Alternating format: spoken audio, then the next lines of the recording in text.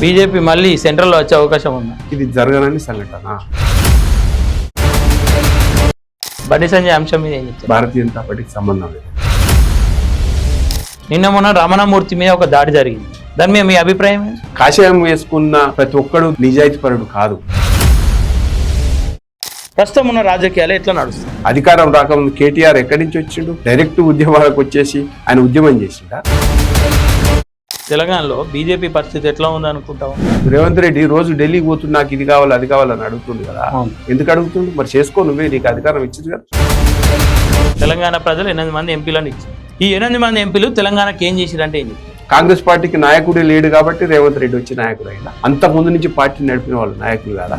ఏరి కోరి కావాలని కాంగ్రెస్ రైతుల దగ్గర నెగిటివ్ అయ్యే ప్రయత్నం చేసుకుంటుందా? అంటే ఆకలి తిన్నాక అన్నం పెడితే ఎవడు తింటాడు? మరి బీజేపీ ఎందుకు మౌనంగా ఉంటుంది? గొప్పగా చెప్పుకున్నావు కదా రైతు రాజ్యం అని చెప్పేసి. ఎక్కడ దీని డొల్లతనం అక్కడనే బయటపడిపోయింది కదా. బీజేపీ ఉంటే ఏం చేస్తుండే ఆ టైంలో? కాళేశ్వరంలో అవినీతి జరిగిందని ఒప్పుకుంటారా? 100% మరి మీ పార్టీలో ఉన్నటువంటి ఒక ఎంపీ ఈటల రాజేందర్ గారు అసలు అవినీతి జరగలేదు, కాళేశ్వరం ఒక గొప్ప ప్రాజెక్టు, దానిపైన బురద జల్లడం మానుకోవాలని చెప్పి చెప్పారు.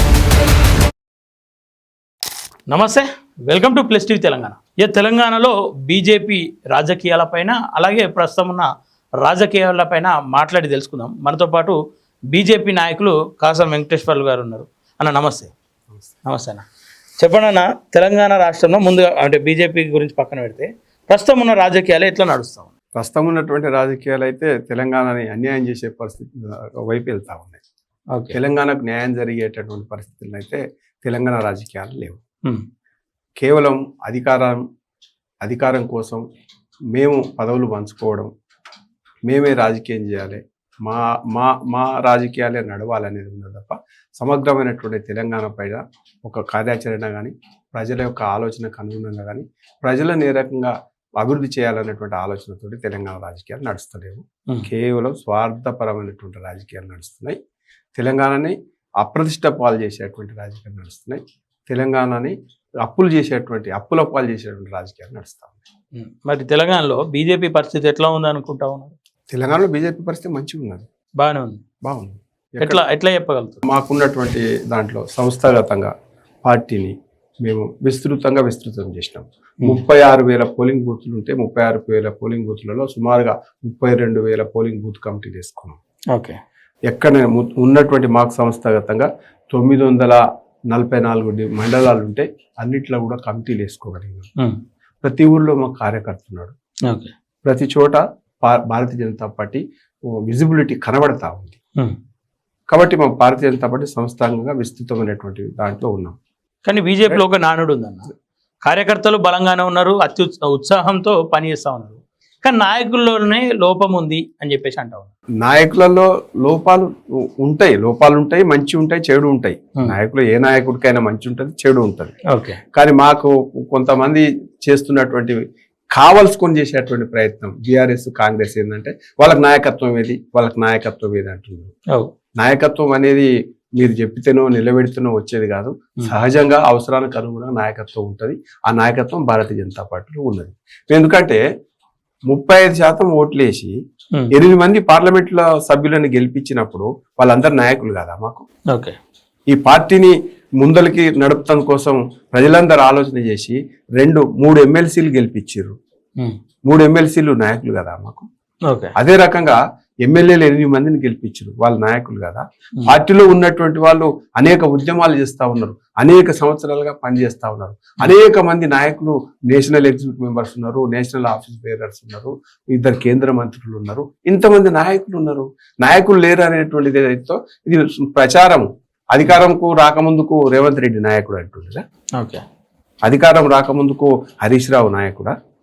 అధికారం రాకముందు కేటీఆర్ ఎక్కడి నుంచి వచ్చిండు? డైరెక్ట్ ఉద్యమాలకు వచ్చేసి ఆయన ఉద్యమం చేసిండా? తండ్రి చాటు కొడుకు. ఈడ మా నుంచి ఏదైనా దూరం జరుగుతుందని చెప్పేసి అన్న చెల్లె ఇద్దరు కలిసి వచ్చేసి రాజకీయాలకు వచ్చేసారు. ఇలా వాళ్ళు లీడర్లు అవుతారు. భారతీయ జనతా పార్టీ చిన్నప్పటి నుంచి ఐడియాలజీ కోసం పనిచేసేటువంటి కార్యకర్త నాయకుడు కాడు. ఇదే మీకు పోల్చడం. కాబట్టి భారతీయ జనతా పార్టీలో అనేక మంది నాయకులు ఉన్నారు. మంచి నాయకత్వం ఉంది, నీతివంతమైనటువంటి నాయకత్వం ఉంది, సమర్థమైనటువంటి నాయకత్వం ఉంది, ప్రజల సమస్యల పట్ల కొట్లాడే నాయకత్వం ఉంది. ఇదంతా కూడా కాంగ్రెస్ పార్టీ, బీఆర్ఎస్ పార్టీ చేస్తున్నటువంటి అభూత కల్పన. కాంగ్రెస్ పార్టీకి నాయకుడే లేడు కాబట్టి రేవంత్ రెడ్డి వచ్చి నాయకుడు అయినా, అంత ముందు నుంచి పార్టీని నడిపిన వాళ్ళు నాయకులు కాదా? అవును. అంటే కావాల్సుకొని చేసేటువంటి ప్రచారమే తప్ప భారతీయ జనతా పార్టీకి మంచి నాయకత్వం ఈ రాష్ట్రంలో ఎవరికి లేని నాయకత్వం భారతీయ జనతా పార్టీకి ఉంది. 8 మంది ఎంపీలు ఉన్నారు. తెలంగాణ ప్రజలు 8 మంది ఎంపీలను ఇచ్చింది. ఈ 8 మంది ఎంపీలు తెలంగాణకి ఏం చేసిరంటే ఏం చెప్తారు? తెలంగాణకి ఏం చేయాలనో అది చేస్తూ ఉన్నారు. నేను ఇంతకుముందుకే ఒకసారి చెప్పిన, ఒకసారి బయట కూడా చర్చ చాలా చేస్తా ఉన్నాను. ఈ రాష్ట్రానికి ఏది కావాలన్నా కేంద్ర ప్రభుత్వం భారతీయ జనతా పార్టీ ఇవ్వాలి. నేషనల్ హైవేస్ వేయాలంటే భారతీయ జనతా పార్టీ కేంద్ర ప్రభుత్వం వేయాలి. ఎయిర్పోర్ట్లు కట్టాలంటే భారతీయ జనతా పార్టీ కేంద్ర ప్రభుత్వం వేయాలి. ప్రాజెక్టులు కట్టాలంటే అప్పుల కోసం కేంద్ర ప్రభుత్వమే శాంక్షన్ చేసి మీరు కట్టుకోండి అని చెప్పేసి ఇవ్వాలి. కేంద్ర ప్రభుత్వమే ఈ రాష్ట్రంలో 80 లక్షల మందికి ఇంటికి ఒక మనిషికి 5 కిలోల బియ్యం ఇవ్వాలి. ఈ కేంద్ర ప్రభుత్వమే ఈ రాష్ట్రానికి సరిపోయే యూరియా సప్లై చేయాలి. కేంద్ర ప్రభుత్వమే ఈ రాష్ట్రానికి సరిపోయేటువంటి విద్యుత్ ఉత్పత్తి చేసేటువంటి కేంద్రాలని ఇక్కడ పెట్టాలి. కేంద్ర ప్రభుత్వమే ఔటర్ రింగ్ రోడ్ వేయాలి. కేంద్ర ప్రభుత్వమే రీజనల్ రింగ్ రోడ్ కు అనుమతి ఇవ్వాలి, భాగస్వామ్యం కావాలి. కేంద్ర ప్రభుత్వమే ఎయిర్పోర్ట్లు కట్టాలి. అంటే ఔటర్ రింగ్ రోడ్ ఇప్పుడు వచ్చిందంటారా? ఓఆర్ఆర్ ఎక్కడి నుంచి వస్తుంది ఇప్పుడు? అంటే బీజేపీ చేసిందంటారు, కేంద్ర ప్రభుత్వం ఎవరు పరిపాలిస్తున్నారు? భారతీయ జనతా పార్టీ. అది ఎవరి హయాంలో అయింది outer ring road? Outer ring road కు అనుమతులు ఎవరు ఇచ్చిండ్రు? ఎప్పుడు? కేంద్ర ప్రభుత్వం ఇచ్చింది కదా, వాజ్పేయి గారి ప్రభుత్వం. ఓకే. కాబట్టి కేంద్ర ప్రభుత్వం లేనటువంటి అవన్నీ బాధ్యతనా లేదంటే ఏదో మనకు దానం చేస్తుంది అనుకోవచ్చా? ఇప్పుడు రేవంత్ రెడ్డిని అడగాలి. ఇప్పుడు మీరు రేవంత్ రెడ్డి రోజు ఢిల్లీకి పోతుండు, నాకు ఇది కావాలి అది కావాలని అడుగుతుండు కదా. ఎందుకు అడుగుతుండు? మరి చేసుకో, నువ్వే, నీకు అధికారం ఇచ్చింది కదా, ఎందుకు చేస్తలేవు? కేంద్ర ప్రభుత్వమే, నరేంద్ర మోడీ గారే ఈ స్కీమ్స్ అన్ని ఇవ్వాలా? యూరియా ఒడ్లు కూడా వీళ్ళ కేంద్ర ప్రభుత్వమే కొనాలి. వీళ్ళు చేసేది ఏం లేదు, ఖాళీ మానిటరింగ్ చేయాలి రాష్ట్ర ప్రభుత్వం. అది కూడా చేయలేకపోతా ఉన్నాం. యూరియా కూడా కాంగ్రెస్ ప్రభుత్వానికి సంబంధం లేదు, కేంద్ర ప్రభుత్వం ఇస్తుంది. మీరు ఎంత కావాలంటే యూరియా అంత కేంద్ర ప్రభుత్వం ఇస్తుంది. ₹1 సబ్సిడీ కూడా వీళ్ళు ఇస్తలేరు. 2000 రూపాయలు, 1800 రూపాయల సబ్సిడీ కేంద్ర ప్రభుత్వం ఇస్తుంది. కేంద్ర ప్రభుత్వానికి కాకుండా మీరు చేసింది ఏదో చూపియండి. మరి ఎందుకని యూరియా కరువు వచ్చినప్పుడు కాంగ్రెస్ ఖాతాలో వేస్తా ఉన్నారు, యూరియా సరైన సమయంలో అందుతే బీఆర్ఎస్ ఖాతాలో వేసుకుంటా ఉన్నారు? ఎగ్జిక్యూటివ్ చేయలేకపోతుంది రాష్ట్ర ప్రభుత్వం. ఎంత యూరియా కావాలంటే అంత యూరియా కేంద్ర ప్రభుత్వం ఇస్తా ఉంది దశల వారీగా. ఆ దశల వారీగా ఇచ్చేటువంటి యూరియాని ఎక్కడ ఎప్పుడు అంటే స్పాంటేనియస్ గా ఎక్కడ అవసరం ఉంది, ఎక్కడ తర్వాత అవసరం ఉంది, దీన్ని బైఫర్గేట్ చేసేటువంటి శక్తి, ఎగ్జిక్యూటివ్ చేసేటువంటి శక్తి రాష్ట్ర ప్రభుత్వం దగ్గర సన్నగిల్లింది. అందుకని ప్రాబ్లం వస్తుంది. అంతేగాని బీజేపీ ప్రభుత్వం తప్పుదేం ఏం లేదండి, 100% ఏం లేదు. మీరు ఎంత యూరియా కావాలంటే అంత ఇస్తుంది. వడ్లను కూడా చూడండి, మీరు ఈ కారుకు ఎన్ని వడ్లు వంతాయి మిమ్మల్ని అడుగుతా ఉంది. ఇన్నిగో 50 లక్షల మెట్రిక్ టన్నులు పంతున్నాయి, మేము ఈ మీకు సప్లై చేస్తాము అన్నప్పుడు ఆ 50 లక్షల మెట్రిక్ టన్నులని మేము కొనడం కోసం కల్లాంలలో దబ్బడం, సుతిలి, బస్తా, హమాలి ఛార్జ్ అంతా ఇచ్చి కూడా రాష్ట్ర ప్రభుత్వాన్ని కొనమని చెప్తారు. మరి రైతుల దగ్గర వసూలు చేస్తా ఉన్నారు కదా ఇవన్నీ ఛార్జీలు కూడా. అదే కదా రాష్ట్ర ప్రభుత్వం డొల్లతనం గానే బయటపడుతుంది. మరి బీజేపీ ఎందుకు మౌనంగా ఉంటుంది? అన్ని కళ్ళాలు మేము సందర్శించినాం, రైతులను ఎడ్యుకేట్ చేసినాం, మేము పోయినాం కాబట్టి ఈసారి తొందరగా రాష్ట్ర ప్రభుత్వం ప్రొక్యూర్ చేసి పెట్టింది. రైస్ మిల్లర్స్ తోటి కుమ్మక్క అయ్యి ఈ రాష్ట్ర ప్రభుత్వాలు రైతులను ఆగం చేస్తా ఉన్నాయి. దళారులకు కొమ్ముగాయడం కోసం, దళారుల చేతిలో పెట్టడం కోసం రాష్ట్ర ప్రభుత్వాలు లేట్ చేస్తా ఉన్నాయి. అంతే తప్ప ఎగ్జిక్యూటివ్ చేసేటువంటి పద్ధతిలో, మానిటరింగ్ చేసేటువంటి సిస్టంలో రాష్ట్ర ప్రభుత్వం, కాంగ్రెస్ పార్టీ, రేవంత్ రెడ్డి సర్కార్ ఘోరంగా విఫలమైంది కాబట్టి ఆ ప్రాబ్లం వచ్చింది. బీజేపీ ఉంటే ఏం చేస్తుండే? బీజేపీ ఉంటే కేంద్ర ప్రభుత్వం తోటి కరెక్ట్ సమన్వయం చేసుకొని ఏ యూరియా ఎప్పుడు వస్తుంది, ఏ ఓట్లు ఎప్పుడు కొనాలి, ఎంత ధాన్యం సేకరించాలి, ఎంత రైస్ మిల్లర్స్ లో ఉంచాలి, ఎంతమంది బియ్యం చేసేసి మళ్ళీ రాష్ట్ర ప్రభుత్వాలకు పంపాలి, ఈ రాష్ట్ర ప్రభుత్వానికి ఎంత అవసరం ఉంటుంది అన్ని అక్కడ ఉంచుకోవాలి. ఈ పద్ధతులన్నిటి కూడా పద్ధతి ప్రకారం చేస్తుండే. వీళ్ళ దగ్గర పద్ధతి లేదు, సమన్వయం లేదు, ఎగ్జిక్యూటివ్ చేసే సిస్టమ్ లేదు, అధికారులు చెప్తే వినకపోవడం, వాళ్ళ ఇష్టానుసారంగా బ్లాక్ మార్కెట్ చేయడము, ఇవన్నిటి కలిపి ఏంటంటే రైతు నష్టపోవడం, ఇది జరుగుతాం. అంటే ఓట్ బ్యాంక్ అంతా కూడా సిక్కిపోతా ఉంది రైతుల దగ్గర. కాంగ్రెస్ కు ఏరి కోరి కావాలని కాంగ్రెస్ రైతుల దగ్గర నెగిటివ్ అయ్యే ప్రయత్నం చేసుకుంటుందా? అవకాశం ఉన్నాక నిజంగానే యూరియా కేంద్ర ప్రభుత్వం సమయానికి ఇచ్చినాక వాళ్ళు ఎందుకు రైతుల దగ్గర తిట్లు తినే పరిస్థితి వస్తుంది? యూరియా ఒక్కటే కాదండి, కొనుగోలు కావచ్చు, ఇంకా అనేకం. నేను ఏమంటున్నా అంటే మీరు గుర్తుపెట్టుకోండి, రాష్ట్ర ప్రభుత్వం కాంగ్రెస్ పార్టీ వచ్చినాక రైతు బంధు పెంచుతాను అన్నాడు కదా, అవును పెంచిండా? పోనీ ఉన్నదాన్ని సరిగ్గా ఇచ్చిండా, ఇస్తున్నాడా? ఇస్తలే. మరి దాని వైఫల్యం కాదా? గొప్పగా చెప్పుకున్నావు కదా రైతు రాజ్యం అని చెప్పేసి, ఎక్కడ దీని డొల్లతనం అక్కడనే బయటపడిపోయింది కదా. ఇప్పటికి కూడా ఈ కారుకేసేటువంటి యాసంగికేసేదాన్ని రవికేస్తున్నావు, రవికేసేదాన్ని యాసంగికేస్తున్నావు, లేకపోతే ఒకసారి ఆపుకుంటున్నావు, ఆపుకొని ఎప్పుడో నీ దగ్గర భూములు అమ్మినప్పుడు పైసలు వస్తే అవి 1 ఎకరం ఉన్నోనికి ఒకసారి, ఇంకో నెలకు 2 ఎకరాలు ఉన్నోనికి. ఇది ఒక పద్ధత? అవసరం తీరినాక అంటే ఆకలి తీరినాక అన్నం పెడితే ఎవడు తింటాడు? ఇప్పుడు నాకు అవసరం ఎప్పుడు, నేను దుక్కులు దున్నుకుంటేప్పుడు అవసరం నాకు పైసలు, ఎరువులు వేసుకునేటప్పుడు, కూలీలను పెట్టుకునేటప్పుడు, నాట్లు తీసుకునేటప్పుడు పైసలు అవసరం. అట్లా అన్ని కాకుండా నువ్వు ఇష్టానుసారంగా నువ్వు ఇస్తే నాకేం ఉపయోగం? కాబట్టి ఏంటంటే ఆ ఇచ్చేవి కూడా ఎట్లా ఇస్తున్నావు నువ్వు? విడతల వారికి ఇస్తా ఉన్నావు, అది కూడా పద్ధతి ప్రకారం ఇస్తలేవు. కాబట్టి నాకేం ఉపయోగం? రైతుకి ఏం ఉపయోగం ఉంటుంది? రైతుకి ఎప్పుడైతే అవసరమో అప్పుడు ఇచ్చినప్పుడే ఉపయోగం. చూడండి, నరేంద్ర మోడీ గారు 6,000 రూపాయలు ఇస్తున్నాడు ఒక రైతుకి. ఆ రైతుకి ఎప్పుడు కావాలనో ఆనవాయితీ ప్రకారం ఎప్పుడు అవసరమో అప్పుడు రైతు సమ్మాన్ నిధి పేరు మీద ఇస్తున్నాడు. ఆ జ్ఞానం లేకుంటే ఎట్లా? నిన్ను ఎవరు పెంచమన్నారు? నిన్ను ఎవరు పెంచమన్నారు? ఎవరు పెంచమన్నారు? పెంచిందా అని నువ్వు పద్ధతి ప్రకారం ఎందుకు ఇస్తలేవు? కాబట్టి రైతుల నిట్ట నిలువ ముంచినావు నువ్వు. యూరియా సరిగ్గా ఇయ్యలేదు, సరైన సమయానికి ఇయ్యలేదు. అదే రకంగా వడ్లను సరైన సమయానికి కొనలేదు, దళారుల చేతిలో పెట్టేసినావు. కానీ రైతు బంధు కూడా నువ్వు ఇచ్చేటువంటి పరిస్థితి. కాబట్టి ఇవన్నిటిని కూడా రైతుని ముంచేటువంటి ప్రయత్నం కాంగ్రెస్ పార్టీ చేస్తుంది, రేవంత్ రెడ్డి సర్కార్ చేస్తా ఉంది. కాబట్టి రైతులని మోసం చేసేది వాస్తవంగా వాళ్ళ దగ్గర చేతగాక రైతులను దూరం చేసుకుంటుంది. ఇది సరిగ్గా చేస్తే రైతులేం దూరం కారు. కానీ వీళ్ళు చేతగాక, ఎగ్జిక్యూటివ్ చేయలేక, అధికారుల మీద పెత్తనం లేకుండా లాలూచితనంతో బ్రోకర్లతోటి కుమ్మక్క అయిపోయి, రైస్ మిల్లర్స్ తోటి కుమ్మక్క అయిపోయి రైతులను నట్టేట ముంచుతారు. కాబట్టి రైతుల నుంచి దూరం అవుతా ఉంటారు. ఓకే, నాకు తెలంగాణలో అటు రైతుల సమస్యలు ఉంది, ఇటు నిరుద్యోగుల సమస్య, అటు ఉద్యమకారులకు గుర్తింపు ఇస్తామని చెప్పేసి ఇప్పటిదాకా ఇవ్వకపోవడం, ఇట్లా అనేక సమస్యలు ఉన్నాయి. బీజేపీ నామమాత్రాన్నే మాట్లాడుతూ ఉంది, ఏదో మాట్లాడలేదు అని కూడా మాట్లాడుతూ ఉంది, కానీ పూర్తి స్థాయిలో వాటిపైన ఫైట్ చేస్తలేదు. ఎందుకంటే ప్రతిపక్షంగా బీఆర్ఎస్ ఫెయిల్ అయింది. ఎందుకంటే గతంలో వాళ్ళే దోచుకున్న వాళ్ళు, వాళ్ళే ఈ నష్టాలన్నీ మిగిల్చిన వాళ్ళు. ఆ నష్టం బీఆర్ఎస్ కు దూరమే ఉంటుంది. బీజేపీ ఎందుకు వాళ్ళని దగ్గర తీసుకోలేకపోతా ఉంది? మేము ప్రతి సమస్య పైన స్పందిస్తున్నాం. ఇంకొకటి ఏంటంటే, భారతీయ జనతా పార్టీ స్పష్టంగా ఒక ప్రభుత్వాన్ని కూల్చాలని చెప్పేసి కుట్ర ఎప్పుడు చేయదు. చూడండి, మోడీ గారి ప్రభుత్వం అయినా, వాజ్పేయి గారి ప్రభుత్వం అయినా ఒక్కసారైనా రాష్ట్రపతి పాలన పెట్టిందా? ఒక్కసారి కూడా రాష్ట్రపతి పాలన పెట్టలేదు. ఎప్పుడు కూడా అధికార దుర్వినియోగం చేయాలి. ఎప్పుడైతే సమస్యలు ఏవైతున్నాయో సమస్యలను ఎత్తి చూపుతా ఉన్నాం, అంతిమంగా నిర్ణయించేది ప్రజలు. కాబట్టి మేము ప్రతి సమస్య, ఇవి ఉద్యమకారుల మీద కూడా మేము ఎందుకు స్పందిస్తలేము అనుకుంటుంది. ఉద్యమకారులని మేము మొన్న ఫస్ట్ మీటింగ్ పెట్టినప్పుడు మీరు చూడండి, అక్కడికి వచ్చి మాట్లాడినటువంటి వాళ్ళందరూ కూడా ఉద్యమకారుల విషయాలపైన అధికారికంగా పొన్నం ప్రభాకరు, కోదండరాము వీళ్ళందరూ మీటింగ్ పెట్టినప్పుడు ఎక్కువ మాట్లాడింది ఆడ భారతీయ జనతా పార్టీ నాయకులు, అప్పుడు ఉద్యమంలో పనిచేసినటువంటి కార్యకర్తలే. కాబట్టి ఉద్యమకారుల విషయం కావచ్చు, మరొక విషయం కావచ్చు, మొట్టమొదట స్పందిస్తున్నదే భారతీయ జనతా పార్టీ. అయితే మీరు అన్నట్టుగా ఈ టీఆర్ఎస్ డూప్ ఫైట్ చేయం. మేము టీఆర్ఎస్ లెక్క డూప్ ఫైట్ చేయము. డూప్ ఫైట్ ఎందుకంటున్నంటే, చేసిందల్లా చేసింది నువ్వే. ఈ రాష్ట్రాన్ని 8 లక్షల కోట్ల 21,000 అప్పులు చేసింది నువ్వే. మళ్ళా ఇప్పుడు మేము అప్పులు చేయలేదు, మీరు అప్పులు చేసిరని చెప్పేసి కొట్లాడుతున్నది మీరే. డూప్ ఫైట్ అంటున్నాం.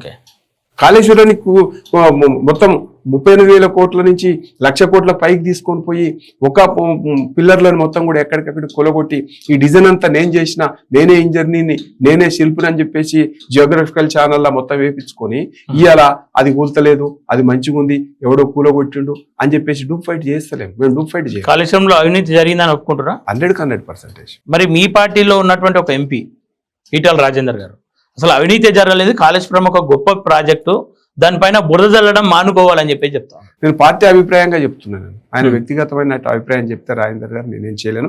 అప్పుడు ఆయన ఆర్థిక మంత్రి ఉన్నాడు కాబట్టి ఆ కోణంలో చెప్పి ఉంటాడు.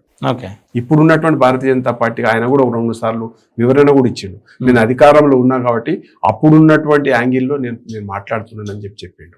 ఆర్థిక మంత్రిగా ఉన్నా కాబట్టి ఆ యాంగిల్లో మాట్లాడుతున్నానని చెప్పిండు. అవినీతి ఎవరు మాట్లాడేది వాస్తవం అనుకోవచ్చు. Bharatiya Janata party stand clear. BRS party దాన్ని అవినీతి చేసింది, 1,00,000 కోట్ల ప్రాజెక్ట్ ని అవినీతి ప్రాజెక్ట్ గా మార్చింది. నేనేందుకు చెప్తున్నాను, కవితనే స్వయంగా చెప్పింది కదా, 1,400 కోట్ల రూపాయలు చేతులు మారినాయి అని చెప్పేసి. అవును, కుటుంబ సభ్యురాలే చెప్తా ఉంది. మరి మీ పార్టీలో ఉన్నటువంటి వ్యక్తులు దాని మీద అవినీతి జరగలేదంటే మీరు ఎందుకు దాన్ని అవినీతి జరగలేదని రాజేందర్ గారు చెప్పలే.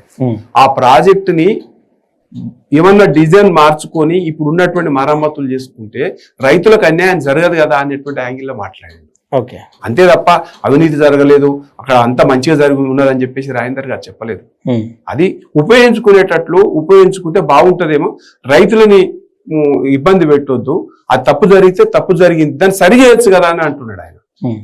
వాస్తవం కూడా కదా, అది తప్పు జరిగింది అనేటువంటి విషయం బయటకు వచ్చేసింది. దాని 1,00,000 కోట్ల ప్రాజెక్టుని మనం అట్లనే వదిలేద్దామా, దాన్ని ఏమైనా మరమ్మతులు చేసుకుంటే ఉపయోగపడుతుందా, అది ఆలోచించండి అని చెప్పి తెలంగాణ ప్రజలందరూ కోరుకుంటారు, రాజేందర్ గారు కూడా కోరుకుంటారు. మీ పార్టీలో ఉన్న వాళ్ళది ఒక్కొక్కరు ఒక్కొక్క రకమైన స్టాండ్ కనిపిస్తా ఉంది. అటు ఈటల రాజేందర్ మీద మన పోస్టర్లు లేపిస్తూ కంటోన్మెంట్ సంబంధించిన ఒక లీడర్ దొరికింది ఫ్లెక్సీలు కడుతూ. అటు మొన్నటి వరకు బండి సంజయ్ కొడుకు అంశం వచ్చినప్పుడు ఈటల రాజేందర్ చేస్తురని చెప్పేసి ఒక వర్గం, అరవింద్ చేస్తుండని చెప్పేసి ఒక వర్గం, ఇట్లాంటి చర్చలు జరుగుతూ ఉన్నాయి. అంటే మీ పార్టీలో ఉన్న 8 మంది ఎంపీలలో సరైన సమన్వయం లేదు, వాళ్ళ మధ్యలో అసలు కోపతాపాలే ఉన్నాయని చెప్పి చెప్తా ఉంటారు. ఏమంటారు? ఎప్పుడైనా సరే మా ఎంపీలు మా నాయకులు ఎదురుబడి తిట్టుకోగా చూసిర్రా మీరు? లేదు. ఎక్కడన్నా మీడియాలో తిట్టుకున్నారా? లేదు ఒక స్టేట్మెంట్ అని ఇచ్చిండ్రా? ఎవరి కాలు కథలు రాసుకుని సోషల్ మీడియాలో కథలు రాసి ఈయనకు ఆయన కూడదు, ఆయనకి ఈయన కూడదు అని చెప్పేసి మాట్లాడుతున్నారు. అంటే నిప్పు లేదో పొగరాదు, నిప్పు లేదు అసలు, నిప్పే లేదా ఆడ పొగ ఎట్లా వస్తుంది? నిప్పు లేని దాన్ని రాజేసే ప్రయత్నం ఇదేమైనా ఆదిమానవుల కాలమా? నిప్పు లేకుండా రాజేసేటటువంటి కాలం, వెంటనే లైటర్ వెలుగుతుంది ఇవాళ రేపు, ఏది లేకున్నా వెలుగుతుంది. అసలు నిప్పే లేదు, ఆదిమాన కాలంలో మాటలు మాట్లాడినట్టు మాట్లాడుతూ ఉన్నారు. రాజేందర్ గారికి సంజయ్కి పడదు. ఒక జిల్లాలో పనిచేసినటువంటి వాళ్ళు ఒక అభిప్రాయం, ఒక విషయం మీద అభిప్రాయ భేదాలు ఉంటాయి, ఎవరికైనా ఉంటాయి. ఒక కుటుంబంలో అభిప్రాయ భేదాలు ఉంటాయి. ఒక ఇష్యూ వచ్చినప్పుడు అభిప్రాయం చెప్పినంత మాత్రాన అది వ్యతిరేకమని అనుకుంటే ఎట్లా? మనం ఒక ఇష్యూ మీద అభిప్రాయాలు రకరకాలుగా ఉంటాయి. అభిప్రాయాలన్నింటినీ ఎవరి అభిప్రాయం వాళ్ళకు ఉంటుంది. కానీ అదే దాన్ని భేదంగా మాట్లాడి ఈయనకనే పడదని చెప్పేసి ఆలోచన చేయాల్సినట్టు అవసరం లేదు. ఎవరు పార్లమెంట్ క్షేత్రం వాళ్ళకు ఉంది, ఎవరి ఇష్యూస్ వాళ్ళకు ఉన్నాయి, ఎవరు ఈ రాష్ట్రానికి ఏం చేయాలనో అది చేయాలని చెప్పేసి కోరుకుంటా ఉన్నారు. అటువంటి పరిస్థితులలో ఎందుకు అభిప్రాయ భేదాలు ఉంటాయి? మీరు చెప్పండి. సంజయ్ గారి మీద రాజేందర్ ఆయన కొడుకు ఇష్యూ మీద బయట కామెంట్ చేసిండా? పోనీ అరవింద్ ఏమైనా కామెంట్ చేసిండా? ఏమైనా కామెంట్ చెప్పండి, కామెంట్ చేసి ఎవరు కూడా అటువంటిది ఏం లేదు. ఎవరి కుటుంబం ఇష్యూ వాళ్ళదండి.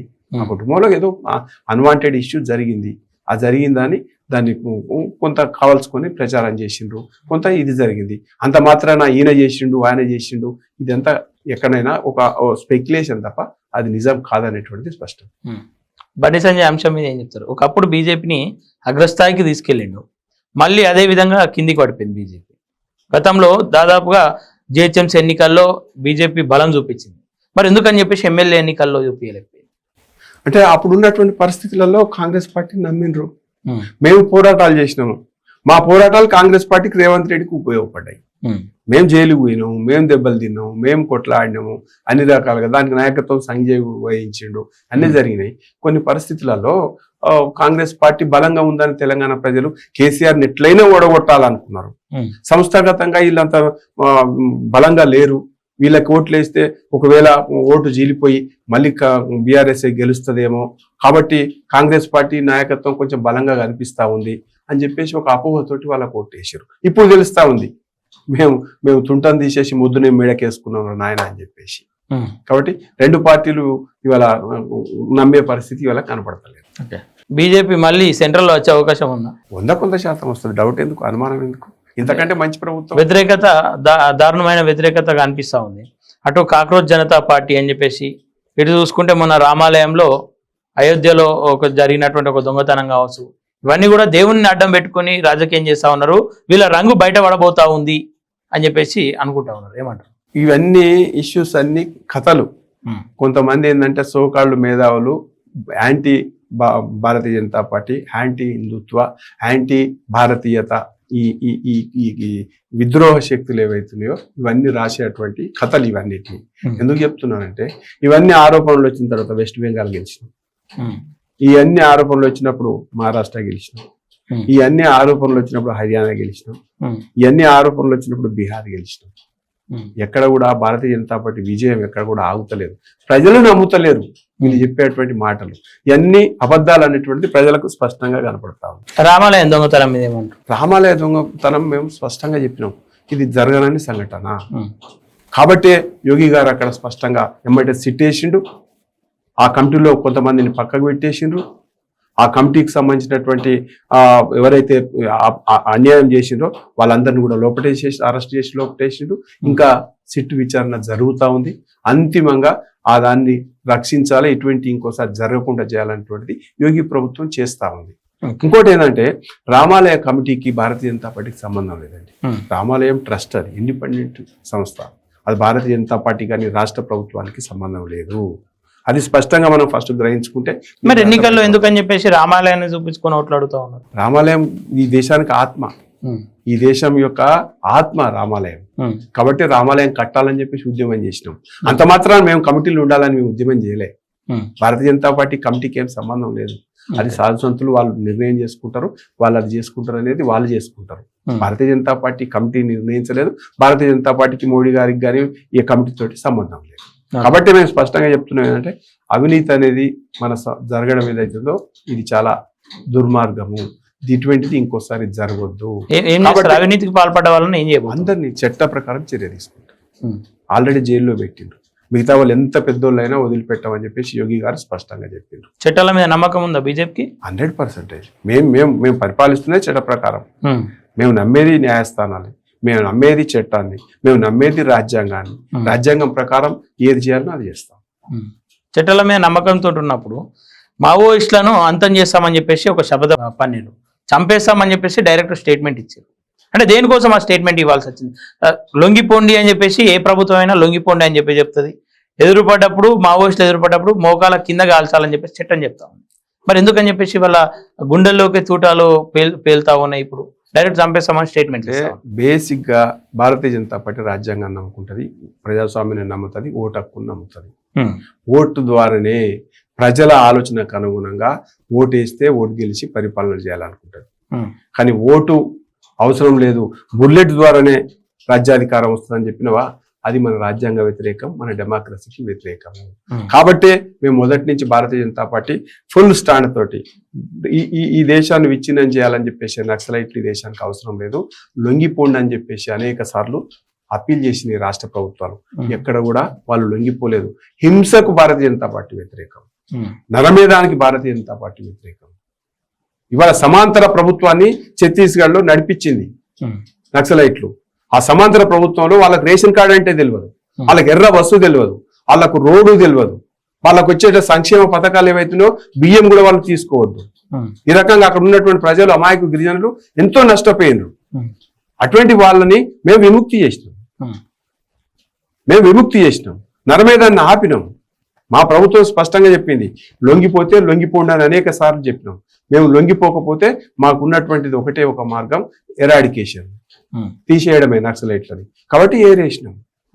లొంగిపోతే వాళ్ళందరూ లొంగిపోయారు కదా. మహారాష్ట్రలో లొంగిపోయారు, తెలంగాణలో లొంగిపోయారు, ఛత్తీస్గఢ్లో లొంగిపోయారు. అట్లా కాకుండా మేము పోరాటం చేస్తామంటే పోరాటం చేయండి. బుల్లెట్ ద్వారా మేము రాజ్యాధికారం తెస్తామంటే తేవండి. డెమోక్రసీలో అది సరైన విధానం కాదు. మేము కూడా అదే అని చెప్తాం. లొంగిపోతే లొంగిపోండి, లేదనుకుంటే ఖచ్చితంగా ఏదైతే పద్ధతి ఉందో ఆ పద్ధతి ప్రకారం ఎరాడికేషన్ చేస్తాం. అదే ఎన్కౌంటర్ కూడా చేయాలని చెప్పేసి రాజ్యాంగం చెప్తారు. రాజ్యాంగము మీరు ఫస్ట్ ఆయుధాలని మీరు ఇచ్చి లొంగిపోండి అంటే, లేదు ఆయుధం ద్వారా రాజ్యాధికారం వస్తుంది అన్నప్పుడు ఎన్కౌంటర్ చేయకపోతే ఏం చేస్తారు? ఇంకా ఒకటే మార్గం, అది వేరే మార్గం లేదు. ఇక నువ్వు హింస చేస్తా, అందరిని కాల్చి చంపుతా, నన్ను మాత్రం ఏమనొద్దు, ఇదెక్కడ రాజ్యాంగం? ఎవరిచ్చిరు నక్సలైట్లకు అధికారం? ఎవరిచ్చిరు సివిల్ లిబర్టీస్ వాళ్ళకు? ఈ అర్బన్ నక్సలైట్లకు వాళ్ళకి సపోర్ట్ చేసే మనస్తత్వాన్ని ఎవరు ఇచ్చిండ్రు? మేము అందుకనే బుల్లెట్ ద్వారా కాదు, బ్యాలెట్ ద్వారా రండి. ఇప్పుడు ప్రజాస్వామ్యంలో కొట్లాడండి, గెలవండి, మీరు రాజ్యాన్ని పరిపాలించండి. ఎవరొద్దంటు? అర్బన్ నక్సలైట్లు అంటే ఎవరు? అర్బన్ నక్సలైట్లు అంటే ఈ సోకాల్ నక్సలైట్లకు సపోర్ట్ చేసేవాళ్ళు. వాళ్ళ పిల్లల్ని తీసుకొని పోయి అమెరికాలో చదివించుకుంటాడు. వాళ్ళ పిల్లల్ని మంచి మంచి అడవులలో ఇస్తారు. బీసీ, ఎస్సీ, ఎస్టీ ఎవరైతే ఎమోషన్గా ఉన్నటువంటి వాళ్ళని అడవులకు పంపించి అన్ని చంపించి వాళ్ళ దాంతో వీళ్ళు ఉపయోగించుకొని బతికేటువంటి వాళ్ళు అర్బన్ నక్సలైట్ అంటే. ఇవాళ అదంతా మేడకు సంచి ఒక జబ్బకు సంచి వేసుకుని మేము మాత్రమే ప్రజాస్వామ్యాన్ని, డెమోక్రసీని రక్షిస్తామని చెప్పేసి ఓ ఉమర్ ఖలీద్కు సపోర్ట్ చేసేటోడు, తుకుడే గ్యాంగ్లకు సపోర్ట్ చేసేటోడు, ఎక్కడైతే లొల్లులు అవుతున్నాయో అక్కడ పోయేసి ఉపన్యాసాలు భారీగా ఇచ్చి ప్రజలను రెచ్చగొట్టేటోడు అర్బన్ నక్సలైట్. వాళ్ళకి మేము వ్యతిరేకం. కానీ మొన్న ఈ మధ్య కాలంలో మీ రాష్ట్ర అధ్యక్షుడు రామచంద్రరావు గారు అర్బన్ నక్సలైట్లు అంటే ప్రభుత్వాన్ని ప్రశ్నించే వాళ్ళు, ప్రజల పక్షాన నిలబడే వాళ్ళని చెప్పేసి ఒక మాట చెప్పాడు. ఎప్పుడు అన్నాడు? మొన్న చెప్పిండు. నా అర్బన్ నక్సలైట్ అనేటోడు ఈ దేశాన్ని విచ్ఛిన్నం చేయాలనుకుంటాడు. ఓటు హక్కుతోటి రాజ్యాధికారం కాదు, బుల్లెట్ ద్వారా రాజ్యాధికారం వచ్చి రావాలంటాడు. ఎక్కడ ప్రజా ఆందోళన జరుగుతుందో అక్కడ రెచ్చగొట్టి హింసను ప్రేరేపించేటోడు ఎవరైతున్నారో వీళ్ళని అర్బన్ నక్సలైట్లు అంటారు. వాళ్ళు ప్రజాస్వామ్యాన్ని నమ్మనోళ్ళు, రాజ్యాంగాన్ని నమ్మనోళ్ళు. కాబట్టి మేము అర్బన్ నక్సలైట్ అంటాం అంతే తప్ప దాని డెఫినేషన్ ఎక్కడ కూడా మేము మార్చలేము. మొన్న చెప్పిండు మీ అధ్యక్షుడు. మాట్లాడారు. ఆ వీడియో ఒకసారి పక్కకి వేసే ప్రయత్నం చేస్తారు. ఆ ప్రశ్నే ఉండదు. రామచంద్రరావు గారు కూడా నక్సలైట్లకు బాధితుడే.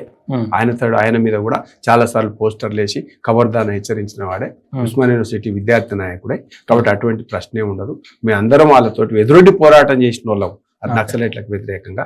మా పైన కూడా అనేక సార్లు దాడులు. ఈ మధ్య కాలంలో మన తొలలు రఘును కూడా అర్బన్ నక్సలైట్ అని చెప్పేసి బీజేపీ కార్యకర్తలు కావచ్చు, అలాగే మొన్న మధ్య కాలంలో రఘునందన్ రావు కూడా ఒక స్టేట్మెంట్ ఇచ్చిండు అర్బన్ నక్సలైట్ అని చెప్పేసి. వ్యక్తిగతంగా ఎవరిని మేము ఈయన అర్బన్ నక్సలైట్ అనేది ఆ విధానాలని అవలంబించేటోళ్ళనే మేము ఇవాళ అరవింద్ కేజ్రీవాల్ 100% అర్బన్ నక్సలైట్. ఇవాంగ్ చోకు దేశద్రోహి, చైనా సైనికులను స్వాగతం చెప్పినటువంటి వాడు ఇవాళ నిరాహార దీక్ష చేస్తాడు. అతను అర్బన్ నక్సలైట్. అంటే ఆయన నిరాహార దీక్షలో నిజం లేదంటారా? ఎక్కడ ఉంది? ఆయనకేం సంబంధం? ఏం సంబంధం? ఒక కేంద్ర మంత్రి చేసినటువంటి అవినీతికి మీరు చెప్పండి. జన్జీ ఉద్యమానికి ఆయనకి ఏం సంబంధం? జన్జీ ఉద్యమానికి ఆయనకి ఏం సంబంధము? పోనీ కాక్రోచ్ జనతా పార్టీకి ఆయనకి ఏం సంబంధము? ఆయన అక్కడ దేశద్రోహం కేసు లడాక్లా జైల్లో ఉండి కండిషన్ బిల్ మీద బయటకు వచ్చిండు. ఆయన నిరాహార దీక్ష కూర్చున్నాడు. నిరాహార దీక్ష వాళ్ళు విద్యార్థులను కూర్చోబెట్టండి, జన్జీని కూర్చోబెట్టండి. దానికి అరవింద్ కేజ్రీవాల్ స్పాన్సర్ చేసి ఆడ మొత్తం తెర వెనుక నడిపించిండు. అది రాహుల్ గాంధీ పోయిండా ఆ ఉద్యమం కాడికి? ఎందుకు పోలేదు? ఆడికి వచ్చింది అక్కడ స్లోగన్స్ ఏంది? అన్ని జిహాదీ స్లోగన్స్. వాళ్ళకంటే ఆజాదీ కావాలన్నట. ఆజాద్ ఈ దేశంలో ఆజాదీ లేకుంటే ఎక్కడ పోయింది? కాశ్మీరీ ఆజాదీ కావాలన్నట్టు ఇప్పటికి స్లోగన్స్. కాశ్మీర్లో ఆజాదీ కావాలి, నాకు ఆజాదీ కావాలి. ఆజాదీ స్లోగన్స్ ఎక్కడి? ఇంత మంచి డెమోక్రటిక్ కంట్రీలో ఆజాదీ స్లోగన్స్ ఎందుకు ఇవ్వాలా? ఆజాదీ స్లోగన్స్. అదే రకంగా అల్లా మాత్రమే దేవుడు, ఆయనను మాత్రమే చేయాలని చెప్పేసి కొంతమంది అడిగాడు. ఇటువంటి వాళ్ళందరినీ మేము వ్యతిరేకిస్తున్నాం. ఇది కాదు. న్యాయమైన కోరిక ఉంటే మీరు కొట్లాడండి, మాట్లాడండి. మీరు ఆ కాక్రోచ్ జనతా పార్టీ కోర్టు 2 రోజులు మాత్రమే వాళ్ళకి పర్మిషన్ ఇచ్చింది నిర్ధారణ తీసుకోవాలి. 2 రోజులు అయిన తర్వాత కూడా 20 రోజులు చేసింది. ఇలా ప్రభుత్వమే బాధ్యత తీసుకోవాలి, ఢిల్లీ ప్రభుత్వం అని చెప్పేసి కూడా కోర్టు స్టేట్మెంట్ ఇచ్చింది కదా. ఆయన అరెస్ట్ చేసిండ్రా? ఇక్కడ అరెస్ట్ చేసిండ్రా? బాధ్యత తీసుకోవాలన్నది. ఏమని తీసుకోవాలి బాధ్యత? ఏదైతే సమస్య ఉందో సమస్యకు పరిష్కారం తీసుకున్నది కాబట్టే నీట్ ఎగ్జామ్ ని మళ్ళీ పకడ్బందీగా 2వసారి న్యాయంగా నడిపించినాం. ప్రధానమంత్రి మానిటరింగ్ చేస్తా ఉన్నాడు. ఈ దాంట్లో ఎవడైతే పేపర్ తయారు చేసినాడో వాడే కల్పిటు, వాడిని పట్టుకొని లోపటేసినాడు. అవన్నీ జరుగుతూ ఉన్నాయి. దీన్ని ఇంకా సంస్కరణ ఎట్లా చేయాలి, రాబోయే కాలానికి ఇటువంటి తప్పులు జరగకుండా ఎట్లా చూడాలనే విషయంలో తీవ్రమైనటువంటి చర్చ జరుగుతుంది. మేధావులతో చర్చలు జరుపుతా ఉన్నారు. ప్రధానమంత్రి గారే ఏ రకంగా చేయాలనేటువంటి ఆలోచన చేస్తా ఉన్నాడు. దాని 10వ స్థానమైన నీట్ రిజల్ట్స్ వచ్చినాయి. ఎక్కడ కూడా అవినీతి లేకుండా, ఒక స్కామ్ లేకుండా, పేపర్ అవుట్ కాకుండా నిజమైనటువంటి ర్యాంకులు వచ్చినాయి. స్టూడెంట్స్ అందరూ సంతోషంగా ఉన్నారు. ఆ సంతోషాన్ని కాదని ఇక్కడ వేరే కుంపడి పెట్టాలని చూస్తే ప్రజలు నమ్ముతలేరు, విద్యార్థులు నమ్ముతలేరు. దాదాపు వేల సంఖ్యలో అక్కడికి విద్యార్థులు వస్తా ఉన్నారు. ఎక్కడి నుంచి వచ్చారు? మిలియన్ల కొద్దీ మాకు ఫాలోవర్స్ ఉన్నారని చెప్పారు కదా. ఇలా ఏది మిలియన్స్ ఎక్కడ ఉన్నాడు? 50 మంది, 30 మంది, అంతే మంది, 20 మంది. ఎస్, వాళ్ళ బీజేపీ వాళ్ళ టైం టేబుల్ చెప్తా నేను. పొద్దున 5 మంది టిఫిన్, 11:30 మంది 8 గంటలకు టిఫిన్, 11 గంటలకు 50 మంది టిఫిన్, 100 మందికి లంచ్, మళ్ళా 5 గంటలకు 30 మందికి స్నాక్స్, మళ్ళా 8 గంటలకు 100-150 మందికి భోజనం. ఇది స్టాండర్డ్ ప్రొసీజర్ వాళ్ళది. మీరు చూసుకోండి, లెక్క తీసి చెప్తున్నా నేను. అలా ఉద్యమమే కాదు, అది టైం పాస్ బ్యాచ్ ఆడ కూర్చొని ఇవాళ బదనాం చేయడం కోసం మాత్రమే ప్రయత్నం చేశారు. యోగేంద్ర యాదవ్ ఇటువంటి వాళ్ళందరూ కూడా అర్బన్ నక్సలైట్ పోయి దాన్ని ఏదో పెంచాలని చూసారు. కానీ ప్రజలు నమ్మే పరిస్థితిలో లేరు, విద్యార్థులు అంతకంటే లేరు. అర్బన్ నక్సలైట్లు అంటారు వాళ్ళంతా. అందరిని అంటలేను నేను, అందరిని అంటలేను. ఐసా ఎక్కడి నుంచి వచ్చింది? తుకుడే గ్యాంగ్ అంతా వచ్చి డబ్బులు పట్టుకొని స్లోగన్స్ ఇస్తే ఉద్యమం అవుతుందా? ఉద్యమం రీతులు ఉండాలి. ఉద్యమం ప్రజల ఉద్యమం కావాలి, ఉద్యమం విద్యార్థుల ఉద్యమం కావాలి. మేము కూడా ఉద్యమాలు చేసి సమయం పడుతుందేమో, సమయం పడితే ప్రజలంతా కూడా తెలంగాణ ఉద్యమం కూడా అట్లనే మొదలైంది, 2-3 నుండి. నిజమైన ఉద్యమం అయితే మేము కూడా స్వాగతిస్తాం. ప్రభుత్వం మీది కదా, మీరు ప్రభుత్వం ఏదైనా వాళ్ళతో చర్చలు జరుపుతాం. ఎట్లా జరుపుతారు? ఇది ఇది ఇది ఇది నిజమైన ఉద్యమం కాదు, ఇది అంతే ప్లాంటెడ్ కావాలని చేస్తున్నారు కాబట్టి మేము ఆ విషయం కూడా ఆలోచన చేస్తలేము. వ్యవస్థలో మార్పుల గురించి మేము ఆలోచన చేస్తున్నాము. నువ్వే కాదు, ఒకళ్ళతో ఈ దేశానికి నాయకునివి, చట్టసభలు ఉన్నాయి, ఆ చట్టసభలలో ఏం చేయాలో మేము అది చేస్తాం. ప్రజలు ఎన్నుకున్నటువంటి ప్రతినిధులు ఉన్నారు, వాళ్ళు ఏం చేయాలో అది చేస్తారు. నువ్వెవరు నీతో మాట్లాడు? నీకు నువ్వు స్వయం ప్రకటిత మేధావితోటి మేము ఎందుకు మాట్లాడాలా? స్వయం ప్రకటిత మేధావులతోటి ఎందుకు మాట్లాడాలా? స్వయం ప్రకటిత మేధావులతోటి మాట్లాడే ప్రశ్నే లేదు. ఎవరైతే ఆ ఇష్యూ తోటి ముడిపడి ఉన్నటువంటి వాళ్ళు ఎవరైతున్నారో వాళ్ళతోటి మాట్లాడతాం, వాళ్ళతోటి చర్చలు జరుపుతాం, వాళ్ళతోటి ఏం మార్పు ఏమేమి సజెషన్స్ ఇస్తారో తీసుకుంటాం, ఆ వర్గాంతో సజెషన్స్ తీసుకుంటాం. అంతే తప్ప నీ స్వయం ప్రకటిత మేధావితోటి మేము చర్చలు జరిపి మీరు ఏదో 4 రోజులు నిరాధిక కూర్చున్నారు కాబట్టి మీతోటి మాట్లాడాలనేటువంటి దేశద్రోహులతో చర్చలు జరిపేటువంటి స్థితిలో భారతీయ జనతా పార్టీ లేదు, కేంద్ర ప్రభుత్వం లేదు. ఈరోజు బీజేపీకి సపోర్ట్ లేని వాళ్ళంతా దేశద్రోహులు అనుకోవచ్చా? మీరు ఏమైనా అనుకోండి, ఈ దేశానికి వ్యతిరేకంగా మాట్లాడేటువంటి వాళ్ళు తుకిడే గ్యాంగు, అదే రకంగా ఉమర్ ఖలీద్ కు బాసటగా నిలిచేటువంటి వాళ్ళు, జిహాదీ స్లోగన్స్ ఇచ్చేటువంటి వాళ్ళు, ఆజాద్ స్లోగన్స్ ఇచ్చే వాళ్ళంతా కూడా దేశద్రోహులే. నిన్న మొన్న రమణమూర్తి మీద ఒక దాడి జరిగింది. ఏది కృష్ణుని ముఖం అన్నందుకు ముఖం అనే పదం అనద్దు అని చెప్పేసి చెప్పుతో దాడి చేసినటువంటి సంఘటన నిన్న మొన్న జరిగింది. దాని మీద మీ అభిప్రాయం ఏంటి? నేనేమంటున్నానంటే రమణమూర్తి బాగోతాలు కూడా రోజుకు ఒకటి వస్తున్నాయి బయటికి. ఏ రకంగా పోయి కబ్జాలు చేసిండు, ఏ రకంగా అవినీతి పరుడు చేసిండు అని చెప్పేసి వాటిని కూడా బయటికి తీయండి దయచేసి, మీ మీడియాకి నేను రిక్వెస్ట్ చేస్తున్నా. కాషాయం వేసుకున్న ప్రతి ఒక్కడు నిజాయితీ పరుడు కాదు. రమణమూర్తి ఇలా కాషాయం ఏంది? బీజేపీ జెండా వేసుకున్న వాళ్ళు మాత్రమే నిజాయితీ పరులు. నేను బీజేపీ చేసుకున్న వాళ్ళందరినీ నిజాయితీ పరులు అని నేనేం వకాలత్ ఇస్తలేదు. ప్రతి సొసైటీలో మంచోళ్ళు ఉంటారు, చెడ్డోళ్ళు ఉంటారు. మెజారిటీ ఎవరున్నారు? నేను ఎగ్జాక్ట్లీ చెప్తున్నా, భారతీయ జనతా పార్టీ కార్యకర్తలు 99% నిజాయితీ గల, నిబద్ధత గల, కమిట్మెంట్ తోటి పనిచేసి సొసైటీ కోసం సర్వం త్యాగం చేసినటువంటి కార్యకర్తలు ఉన్నారు. కాబట్టి మేము నిజాయితీ గల పార్టీ, మాది నిజాయితీగా మేము సేవ చేస్తామని చెప్తా ఉన్నాం. ఈ దాడి గురించి ఏమంటారు? రమణమూర్తి ద్రోహి కావచ్చు, ఆయన వ్యక్తిగతంగా ఆయన ఏమన్నా కావచ్చు, లైవ్ డిబేట్ జరుగుతున్నప్పుడు ముఖం అనే పదానికి చెప్పుతో దాడి చేసుకునేదాన్ని ఎప్పుడు కూడా మనం ఎవ్వరమైనా సరే ఒక ఇష్యూని ఎంతవరకు డిబేట్ చేయాలన్నా డిబేట్ చేద్దాం. ఏది ప్రజలకు అవసరం దాని గురించి మాట్లాడదాం. ఒక చెడుని ఎక్స్పోజ్ చేద్దాం త్రూ మీడియా, వేరే మార్గం లేదు. మీడియా ద్వారా చెడుని ఎక్స్పోజ్ చేద్దాం, అవినీతిని ఎక్స్పోజ్ చేద్దాం, అన్యాయాన్ని ఎక్స్పోజ్ చేద్దాం, ఎవరైనా కావలసుకొని మాట్లాడుతున్న దాన్ని ఎక్స్పోజ్ చేద్దాం. దానికి మీడియాను ఉపయోగించుకున్నాం.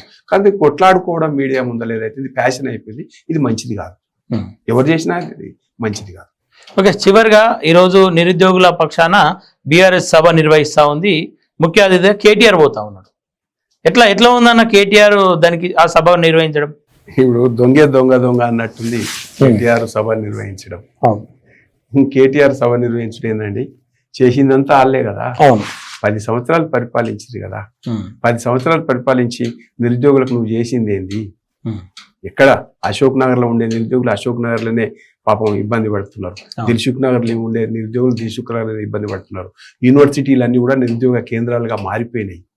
ఒక్క పూట భోజనం పార్సల్ తెచ్చుకొని 3 తింటున్నటువంటి వైనం, పెండ్లీలు కాకుండా ఉద్యోగాలు లేక ఇంకా దిల్సుఖ్ నగర్లా, అశోక్ నగర్లా, ఉస్మాన్ యూనివర్సిటీలా, కాకతీయ యూనివర్సిటీలా బాగా ఇబ్బంది పడుతున్నటువంటి పరిస్థితులు మనం చూస్తా ఉన్నాం. ఇవి అన్నిటిని పక్కకు పెట్టి నీ అల్లునికి ఉద్యోగం ఇస్తుంది, కొడుకు ఉద్యోగం ఇస్తుంది కేసీఆర్ గారు, బిడ్డకు ఉద్యోగం ఇస్తుంది, ఇంకో అల్లుని తీసుకొచ్చి దగ్గర పెట్టుకుంటుంది.